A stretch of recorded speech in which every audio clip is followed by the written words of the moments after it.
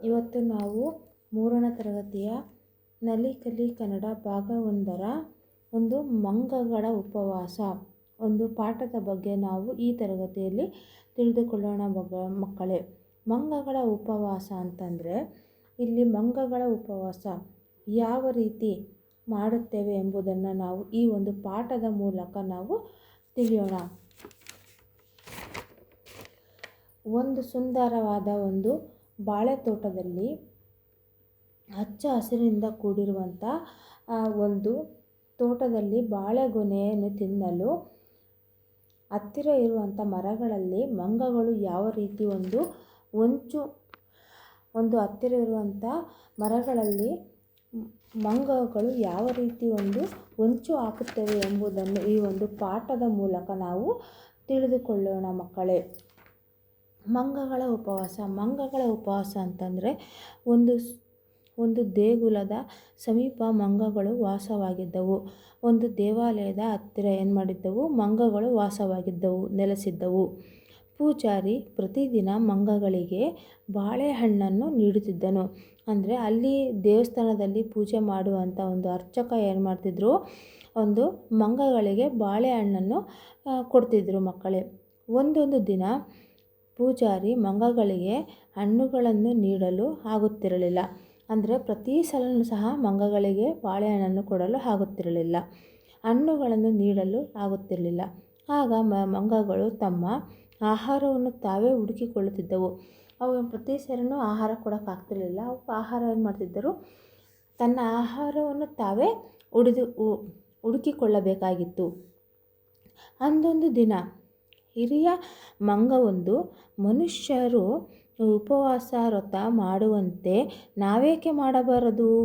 ಅಂದರೆ ಮಂಗಗಳು ಮನುಷ್ಯರು ಉಪವಾಸ ಮಾಡ್ತಾರಲ್ಲ, ವ್ರತ ಮಾಡ್ತಾರಲ್ಲ, ಅದೇ ರೀತಿ ನಾವ್ಯಾಕೆ ಉಪವಾಸ ಮಾಡಬಾರದು ಎಂದಿತ್ತು. ಎಲ್ಲ ಮಂಗಗಳು ಒಪ್ಪಿ ಉಪವಾಸ ವ್ರತವನ್ನು ಪ್ರಾರಂಭಿಸಿಯೇ ಬಿಟ್ಟವು. ಅಂತಂದರೆ ಎಲ್ಲ ಮಂಗಗಳು ಸೇರಿ ಉಪವಾಸ ವ್ರತವನ್ನು ಆರಂಭಿಸಿಬಿಟ್ಟವು. ಸೂರ್ಯನು ನೆತ್ತಿಯ ಮೇಲೆ ಬರತೊಡಗಿದ. ಅಂದರೆ ಸೂರ್ಯ ಏನು ಮಾಡ್ದ, ನೆತ್ತಿಯ ಮೇಲೆ ಬರತೊಡಗಿದ. ಮಂಗಗಳಿಗೆ ವಿಪರೀತ ಹಸಿವಾಗತೊಡಗಿತು. ಮಂಗಗಳಿಗೆ ಏನಾಯಿತು, ಹಸಿವು ಪ್ರಾರಂಭಿಸಿತು. ಒಂದು ಮಂಗವು, ನಾವೆಲ್ಲರೂ ಪಕ್ಕದ ತೋಟದಿಂದ ಬಾಳೆಹಣ್ಣುಗಳನ್ನು ತಂದಿಡೋಣ. ಅಂದರೆ ಪಕ್ಕದ ತೋಟದಲ್ಲಿ ಒಂದು ಸುಂದರವಾದ ಒಂದು ಬಾಳೆ ತೋಟದಲ್ಲಿ ಹಣ್ಣುಗಳನ್ನು ತಂದಿಡೋಣ, ನಾಳೆ ತಿನ್ನಲು ಈಗಿನಿಂದಲೇ ತಯಾರಿ ಮಾಡಿಕೊಳ್ಳೋಣ ಎಂದು ಸಲಹೆ ನೀಡಿತು. ಅಂತಂದರೆ ಎಲ್ಲ ಮಂಗಗಳು ಸೇರಿಕೊಂಡ್ವಲ್ವ, ಅವರಿಗೆ ಹಸಿವು ಆಗ್ತಾ ತೊಡಗಿತ್ತು. ಅವಾಗ ಏನು ಮಾಡ್ತಾರೆ, ನಾಳೆ ಉಪವಾಸ ಇರೋದ್ರಿಂದ ನಾಳೆ ತಿನ್ನೋದಕ್ಕೋಸ್ಕರನೇ ಇವಾಗಲೇ ನಾವು ಆಹಾರವನ್ನು ಶೇಖರಣೆ ಮಾಡಿಟ್ಕೊಳ್ಳೋಣ ಅಂದ್ಬಿಟ್ಟು ಬಾಳೆಹಣ್ಣುಗಳನ್ನು ಗೊನೆಯನ್ನು ತೊಗೊಂಬಂದು ನಾವು ಬಾಳೆಹಣ್ಣು ಶೇಖರಣೆ ಮಾಡಿಟ್ಕೊಳ್ಳೋಣ ಅಂತ ಹೇಳ್ತವೆ ಮಂಗಗಳು. ಹೌದು ಎನ್ನುತ್ತಾ ಎಲ್ಲವೂ ಪಕ್ಕದ ಬಾಳೆ ತೋಟಕ್ಕೆ ನುಗ್ಗಿ. ಅಂದರೆ ಎಲ್ಲ ಮಂಗಗಳು ಪಕ್ಕದಲ್ಲಿರುವಂಥ ಒಂದು ಬಾಳೆ ತೋಟಕ್ಕೆ ನುಗ್ಗಿ 10 ಬಾಳೆಹಣ್ಣುಗಳನ್ನು ಕಿತ್ತು, ಅಲ್ಲಿರುವಂಥ ಬಾಳೆಹಣ್ಣುಗಳನ್ನೆಲ್ಲ ಕಿತ್ತು ತಂದವು. ಸೂರ್ಯ ತನ್ನ ಕೆಲಸ ಮುಗಿಸಿ ಹೊರಡತೊಡಗಿದ. ಅಂತಂದರೆ ತನ್ನ ಕೆಲಸಗಳನ್ನೆಲ್ಲ ಮುಗಿಸಿ ಹೊರಡತೊಡಗಿದ. ಒಂದು ಪುಟ್ಟ ಮಂಗವು, ದೊಡ್ಡಪ್ಪ ಬಾಳೆಹಣ್ಣು ತಂದಾಗಿದೆ. ಅಂದರೆ ಬಾಳೆಹಣ್ಣು ತಂದಾಗಿದೆ, ಸುಮ್ಮನೆ ಕುಳಿತುಕೊಳ್ಳುವುದೇ? ಅಂದರೆ ಬಾಳೆಹಣ್ಣು ತಂದ ಮೇಲೆ ಸುಮ್ಮನೆ ಕುಳಿತುಕೊಳ್ಳುವುದೇ ಸರಿ, ಸುಲಿದಿಟ್ಟರೆ ಆಗದೆ. ಅಂದರೆ ನಾವು ಇವಾಗ ಉಪವಾಸ ಇರೋದರಿಂದ ಅವನು ತಂದಿಟ್ಟು ಹಂಗೆ ಇಟ್ಕೊಳೋದಕ್ಕಿಂತ ನಾವು ಸುಲಿದಿಟ್ಟರೆ ಆಗದೆ ಎಂದಿತ್ತು. ಕೂಡಲೇ ಎಲ್ಲ ಮಂಗಗಳು ಸಿಪ್ಪೆ ಸುಲಿಯತೊಡಗಿದವು. ಎಲ್ಲ ಮಂಗಗಳು ಏನು ಮಾಡಿದವು, ಸಿಪ್ಪೆಗಳನ್ನು ಸುಲಿಯತೊಡಗಿದವು. ಸ್ವಲ್ಪ ಸಮಯದ ಬಳಿಕ ಮತ್ತೊಂದು ಮಂಗವು, ಸಿಪ್ಪೆ ತೆಗೆದು ಕೈಯಲ್ಲಿಟ್ಟುಕೊಂಡರೆ ಏನು ಚೆನ್ನ. ಅಂದರೆ ಒಂದು ಮಂಗ ಏನು ಮಾಡುತ್ತೆ, ಬಾಳೆಹಣ್ಣು ತಂದು ಶೇಖರಣೆ ಮಾಡಿ ಇಟ್ಟುಕೊಳ್ಳುವುದರಿಂದ ಏನು ಉಪಯೋಗ, ಅವುಗಳನ್ನು ಸಿಪ್ಪೆ ತೆಗೆದರೆ ಒಳ್ಳೆಯದಲ್ಲ. ಇನ್ನೊಂದು ಮಂಗ ಏನು ಮಾಡುತ್ತೆ, ಸಿಪ್ಪೆ ತೆಗೆದು ಕೈಯಲ್ಲಿಟ್ಟುಕೊಂಡರೆ ಏನು ಚೆನ್ನ ಅಂತ ಇನ್ನೊಂದು ಮಂಗ ಕೇಳುತ್ತೆ. ಅದು ಬಾಯೊಳಗಿಟ್ಟರೆ ಆಗದೆ, ಅಂದರೆ ಬಾಯೊಳಗಿಟ್ಕೊಂಡ್ರೆ ಒಳ್ಳೆಯದಲ್ವಾ ಎಂದಿತ್ತು. ಕ್ಷಣ ಮಾತ್ರದಲ್ಲಿ ಎಲ್ಲವೂ ಹಾಕಿಕೊಂಡವು.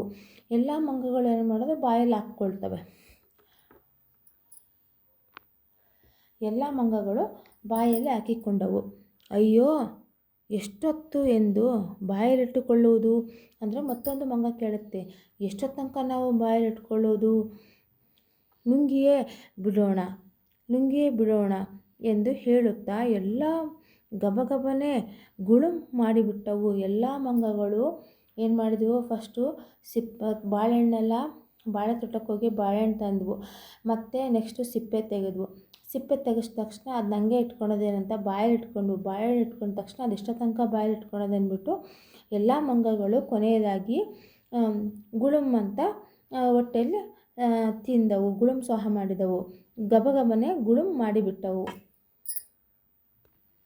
ಹೀಗೆ ಇದನ್ನೆಲ್ಲ ಗಮನಿಸುತ್ತಿದ್ದಂಥ ಹಿರಿಯ ಮಂಗ, ಉಪವಾಸ ಎಂಬುದು ಮನುಷ್ಯರಿಗೆ ಬಿಟ್ಟಿದ್ದು ಅಂತಂದರೆ ಅಲ್ಲಿದ್ದಂಥ ಒಂದು ಹಿರಿಯ ಮಂಗವು ಇವನ್ನೆಲ್ಲ ಗಮನಿಸಿ, ಉಪವಾಸ ಎಂಬುದು ಮನುಷ್ಯರಿಗೆ ಬಿಟ್ಟಿದ್ದು, ನಮಗೆಲ್ಲ ಯಾಕೆ ಅದರ ಚಿಂತೆ, ಈ ಉಪವಾಸ ಎಲ್ಲ ನಮಗೆಲ್ಲ ಮನುಷ್ಯರಿಗೋಸ್ಕರ ಇರುವುದು ಅಂತೇಳ್ಬಿಟ್ಟು ಈ ಉಪವಾಸವನ್ನು ಮಾಡದೆ ಎಲ್ಲ ಮಂಗಗಳು ಬಾಳೆಹಣ್ಣನ್ನು ತಿಂದ್ಬಿಡುತ್ತವೆ ಎನ್ನುತ್ತಾ ತಾನು ಒಂದೆರಡು ಬಾಳೆಹಣ್ಣುಗಳನ್ನು ತಿಂದೆ ಬಿಟ್ಟಿತು. ಹೀಗೆ ಮಂಗಗಳು ತಮ್ಮ ಉಪವಾಸ ವ್ರತವನ್ನು ಅಂತ್ಯಗೊಳಿಸಿದವು ಅಂತಂದರೆ, ಹೀಗೆ ಅವು ವ್ರತವನ್ನು ಈ ರೀತಿಯಾಗಿ ಮಂಗಗಳು ಉಪವಾಸವನ್ನು ಅಂತ್ಯಗೊಳಿಸಿದವು ಮಕ್ಕಳೇ. ಹೀಗೆ ಬಾಳೆಹಣ್ಣು ತಿನ್ನುವುದರ ಮೂಲಕ ಮಂಗಗಳು ಉಪವಾಸವನ್ನು ಅಂತ್ಯಗೊಳಿಸಿದವು. ಒಂದು ಮೌಖಿಕ ಪ್ರಶ್ನೆಗಳು ಅಂತಂದರೆ, ಮಂಗಗಳು ಉಪವಾಸ ಮಾಡಲು ಕಾರಣವೇನು ಅಂತಂದರೆ, ಇಲ್ಲಿ ಯಾವ ರೀತಿ ಮಂಗಗಳು ಉಪವಾಸವನ್ನು ಮಾಡಲು ಕಾರಣವೇನು? ಮಂಗಗಳು ಉಪವಾಸ ಮಾಡಲು ಕಾರಣವೇನು ಅಂತಂದರೆ, ಅಂದೊಂದು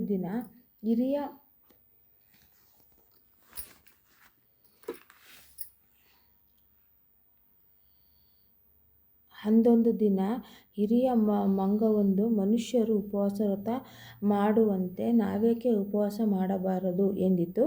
ಎಲ್ಲ ಮಂಗಗಳು ಒಪ್ಪಿ ಉಪವಾಸ ವ್ರತವನ್ನು ಪ್ರಾರಂಭಿಸಿ ಬಿಟ್ಟವು. ಈ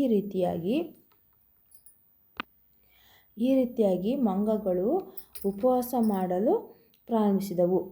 ಅದೇ ರೀತಿಯಲ್ಲಿ ನೆಕ್ಸ್ಟು ಉಪವಾಸ ಮುಗಿದ ಮೇಲೆ ಮಂಗಗಳು ಊಟಕ್ಕೆ ಹೇಗೆ ಸಿದ್ಧತೆಯನ್ನು ನಡೆಸಿದವು?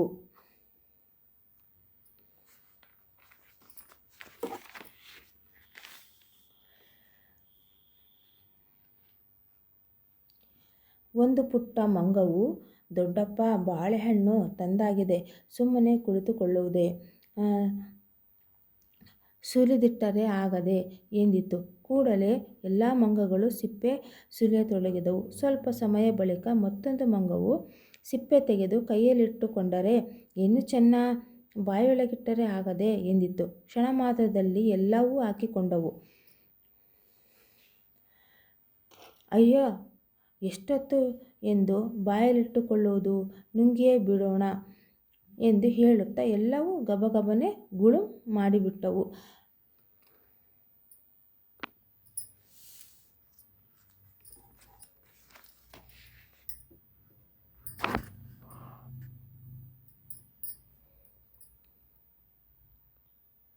ಈ ಒಂದು ಮಂಗಗಳ ಉಪವಾಸ ಒಂದು ಪಾಠ ನಿಮಗೆ ಇಷ್ಟವಾದಲ್ಲಿ ಕನ್ನಡ ಫಾರ್ ಲಿಟಲ್ ಸ್ಟಾರ್ಸ್ ಅನ್ನು ಲೈಕ್ ಮಾಡಿ, ಶೇರ್ ಮಾಡಿ, ಮೇಲೆ ಕಾಣುವಂಥ ಬೆಲ್ ಐಕಾನನ್ನು ತಪ್ಪದೇ ಪ್ರೆಸ್ ಮಾಡಿ. ಮುಂದಿನ ವಿಡಿಯೋಗಳಿಗಾಗಿ ಕಾಯಿರಿ. ಧನ್ಯವಾದಗಳು.